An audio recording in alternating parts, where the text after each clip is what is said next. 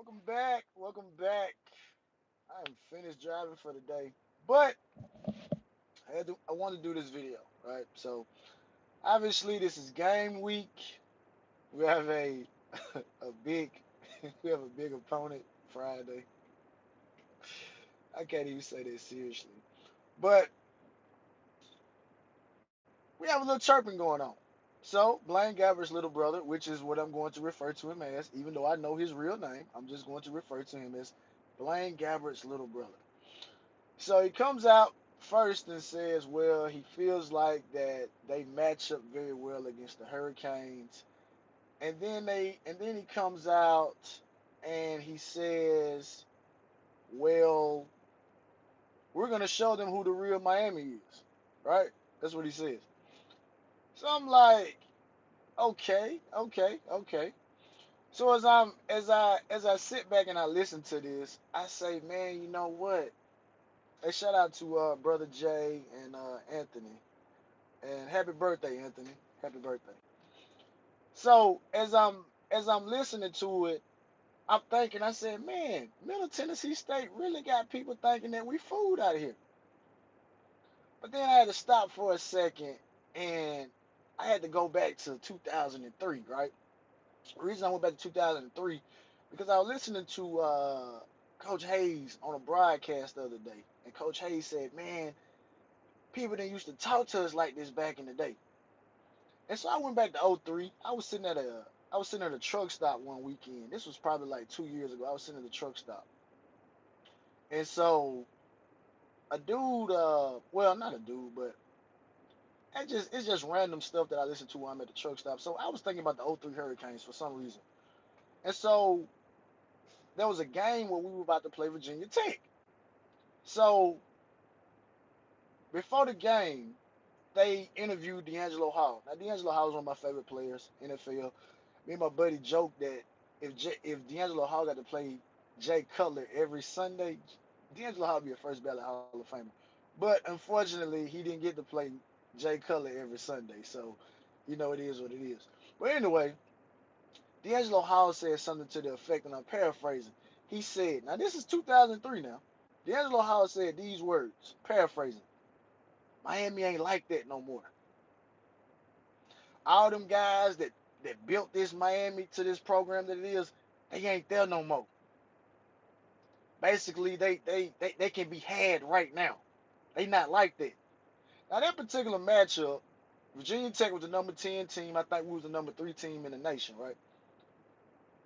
Virginia Tech beat us 31-7 in that particular game. Now I'm not saying that, of course, Miami of Ohio is going to beat us 31-7, but I just had to reflect that I said, man, and D'Angelo House said this with guys like John Beeson, Vilma, Kellen Winslow, Sean Taylor, Roscoe Parrish, Etria Rowe.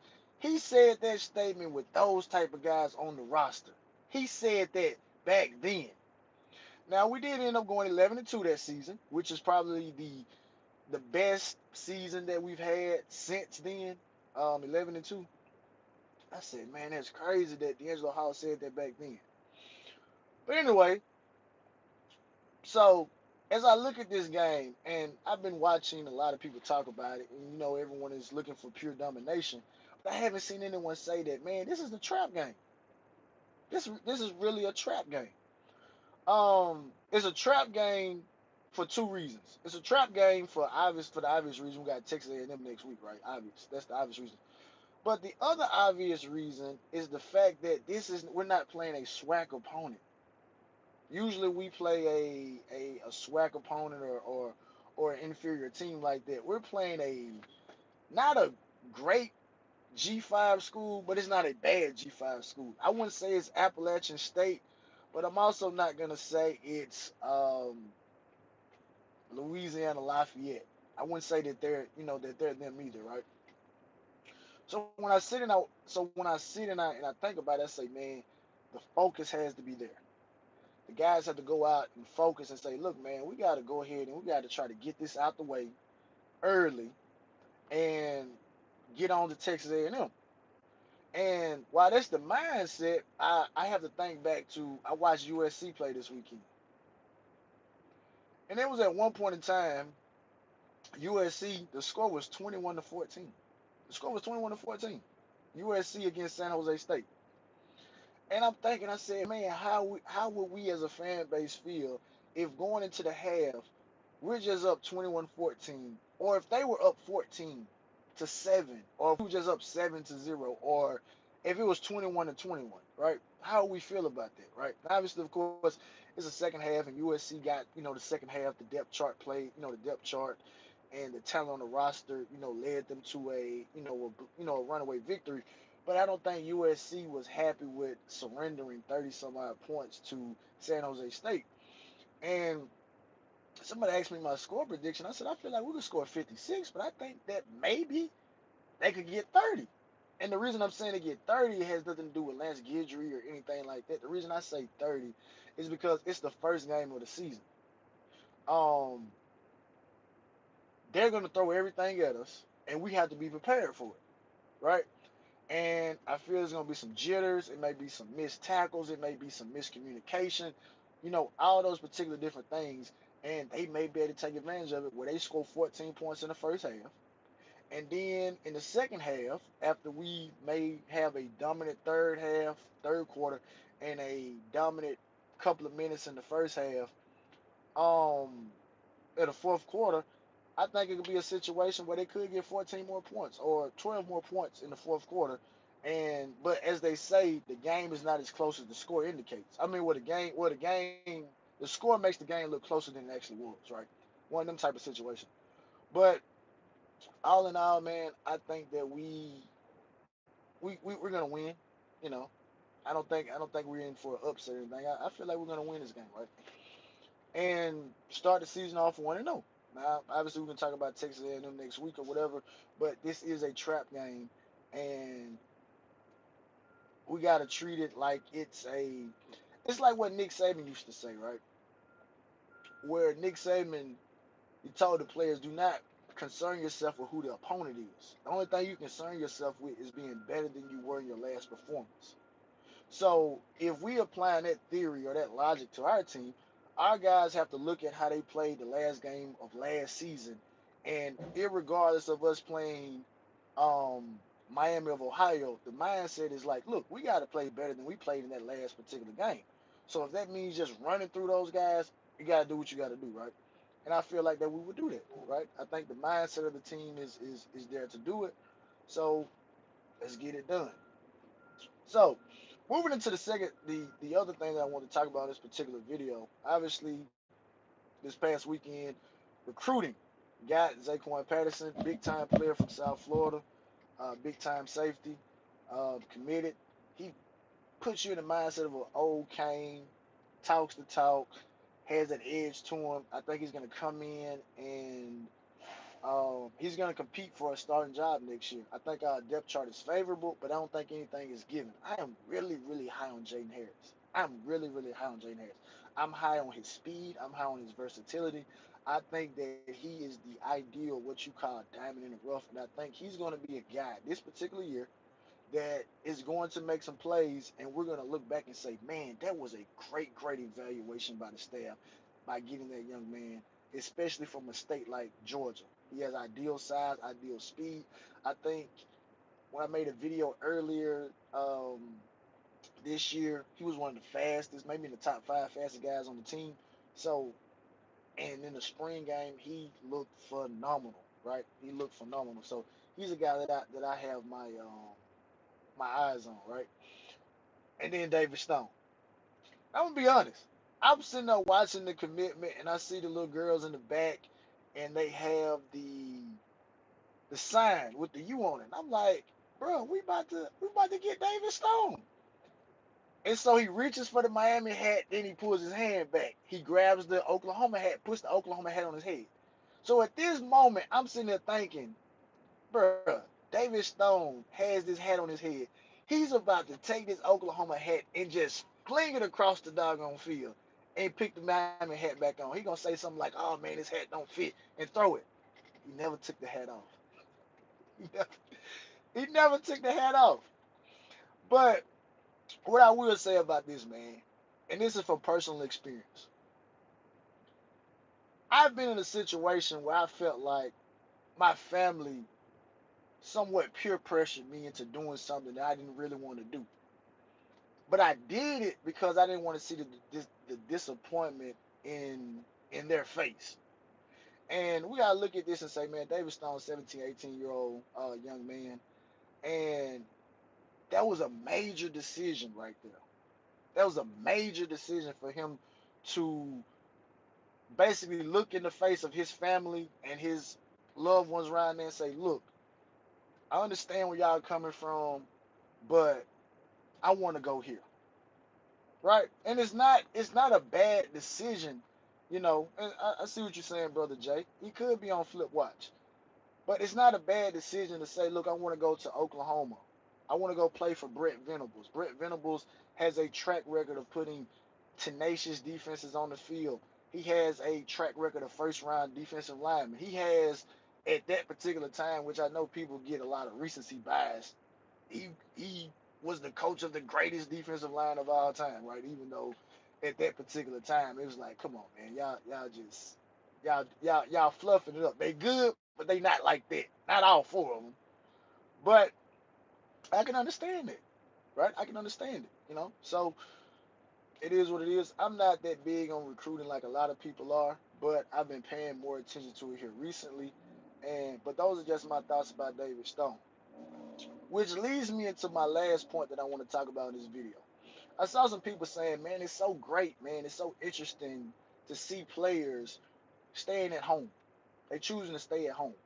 And we wish South Florida players would do that. And every time I see someone say that, man, it irks me because it's like, bro, South Florida players do stay home. The problem is you have certain South Florida players that you want to stay home, and those guys don't stay home. Because and then the killing part about it is that some of the guys that y'all want to stay home, they go off and they do nothing, right? They do nothing, and they just you forget about them. And the only guys that we talk about are the ones that made it. We talk about Cooper, we talk about Ridley, we talk about Judy. But what about the guys that didn't make it? And then the thing about it to me is I commend any South Florida player that says, look, man, I'm standing in the face of Alabama, Georgia, Ohio State, Michigan, USC, Texas, whatever. All these schools want me, but I'm gonna stay in Miami. And you got some people that don't even appreciate them staying. You don't even appreciate them staying. Like I said, I was on Twitter the other day, and some clown, and I'm gonna refer to him as a clown, gonna say, man, someone showed some clips, some highlights of DJ Ivy balling, and just doing this thing in the NFL. Hopefully, he makes the final 53-man roster. He like, man, F DJ Ivy. He's the main reason our secondary has been bad for the past 4 years. And I'm sitting there thinking to myself, like, bro, that's a South Florida player, man. Like, chill out, bro. Like, DJ Ivy was not the main reason our secondary was bad. Our entire defense was bad from 2000 was bad in 20, it was bad in 21, it was bad in 22, and it was bad last year. Well, yeah, last year was 22. Yeah, last year it was bad all the years Manny was the head coach, and it was bad last year. And so you're telling me that DJ Ivy was his entire fault? Come on, man, chill out. But I commend all the South Florida players, man. And then I saw somebody else say something, man, that kind of rubbed me the wrong way. Oh yeah, shout out Canes Dolphins 89. Salute, salute. Um, I saw someone say something like, man, yeah, in the South Florida politics, they push these players to the winning programs. And I'm like, did you share that same mindset in 2000, 2001, 2002, 2003, 2004, even 2005? Did you share that mindset? Did you feel like the politics was pushing? They didn't push Ja'Cory and them away, but they opted to stay. And so I like a lot of I like all the South Florida players we get. Everyone is not going to become all pros and all Americans and stuff like that. But I feel like honestly, some of the guys are just underappreciated. They're underappreciated. Duke Johnson left the University of Miami as the all-time leading rusher. And I feel like Duke Johnson, by some of the conversations that I had with people, Duke Johnson is underappreciated. We're talking about the best running back in South Florida at that time. Some people probably argue Duke is one of the greatest running backs in South Florida history. And when someone say like, man, Duke left the all-time rusher. Oh well, man, it's because Duke played longer. Man, Duke ain't as good as these guys and all this stuff. And it's like y'all not even putting everything into the correct perspective or the correct lens. Like, no, Duke didn't run behind the lines that Clint Portis and Willis McGahee he ran behind. He ran behind a good one, but he didn't run behind one of them. Um, it's just like I say, the thing about DJ Ivy to me, I remember when DJ Ivy committed, and I think the problem with DJ Ivy is because many people felt in the fan base like, man, we'd have missed out on C.J. Henderson, we'd have missed out on Patrick Surtain, and we'd have missed out on Tyson Campbell, and we stuck with Al Blaze who didn't start and DJ Ivy from South Dade.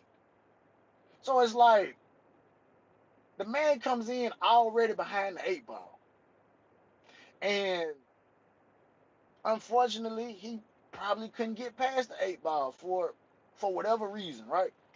But I'm not blaming DJ Ivy for all those particular plays because at the end of the day, if the NFL felt the need that they said, look, we're gonna use a draft pick on this young man, it's all the validation that I need to say that everything that some of us say was his fault, it wasn't all his fault. Yeah, we can go back to the fake punt. We can go back to maybe him not being able to track the ball well in the end zone and receivers catching the ball. All of that. But I'm not blaming him for J-Mo running past him. J-Mo ran past everybody. I'm not blaming him for Middle Tennessee State. There was some BS that went on, right? But I don't want to end it on this sour note, man. Man, it's game week. It's Friday. Uh, we're gonna start the season off 1-0 in the one column. But I'm gonna tell you this is what I'm expecting in this particular game because it's the first game. I'm expecting for the run game to take off. I'm expecting for the run game to take off. I'm expecting for us to have some penalties because it's the first game. I'm expecting for some penalties. I'm expecting for some missed tackles. I'm expecting for some miscommunication. I'm expecting for some missed blocks, right? I'm expecting that early in the game and then we clean it up in the second half. So I'm expecting those type of things, right? But the off season to me it seemed like it flew by and we are 4 days away from a game, right? So with that being said, man, I just wanted to tap in with y'all for a second, man. I wanted to do the video yesterday, but I be working. But I just said forget it, man. I'm gonna go in tonight, so the week won't be prolonged. So again, man, shout out brother Jay, and shout out Cage Dolphin 89, and hey, it's game week. We are ready, and the real Miami is gonna stand up, and I guarantee you, I bet money it's not gonna be the one from Oxford, Ohio. Anyway, man, peace. Eldred Primus. I've been driving for this is like 8 years. This is year 8 for me. Yep. Anyway, man, like, share, subscribe, and I'm out.